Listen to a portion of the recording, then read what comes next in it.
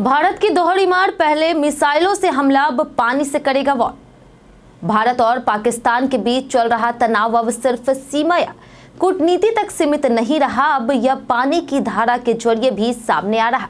8 मई की सुबह भारत ने एक बड़ा और रणनीतिक कदम उठाते हुए चिनाब नदी पर बने रियासी जिले के सलाल डैम के 3 गेट खोल दिए हैं। यह वही डैम है जिससे पाकिस्तान की ओर से बहने वाले पानी को अब तक रोका गया था।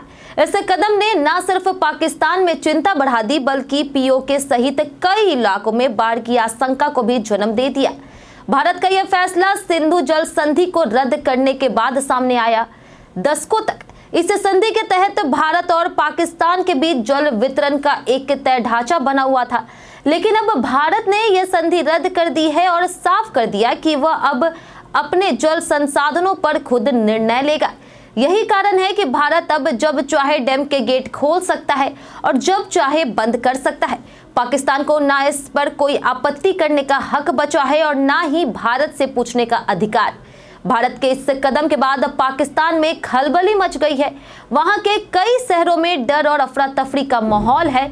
खासकर पाकिस्तान अधिकृत कश्मीर यानी पीओके से स्थिति ज्यादा गंभीर है, क्योंकि सलाल डैम से छोड़ा गया पानी सीधे उन्हीं इलाकों की ओर बहता है। स्थानीय प्रशासन ने कई जगह बाढ़ की चेतावनी जारी कर दी है।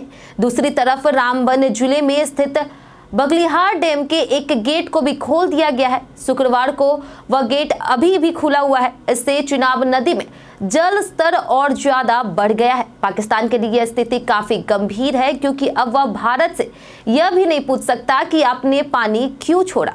सिंधु जल संधि के रहते हुए पाकिस्तान को यह अधिकार था, लेकिन अब जब भारत इस संधि से बाहर निकल चुका है तो इसे किसी स्पष्टीकरण की आवश्यकता नहीं है। यह अब पूरी तरह भारत का अधिकार है कि वह अपने डैम्स को अब खोले और कितना पानी छोड़े। इस जल प्रहार ने पाकिस्तान की आंतरिक राजनीति को भी हिलाकर रख दिया है।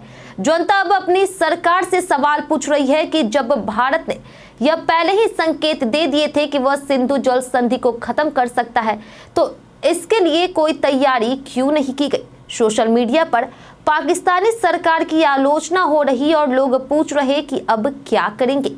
भारत के इस कदम को केवल एक तकनीकी निर्णय नहीं माना जा सकता, यह पूरी तरह रणनीतिक है।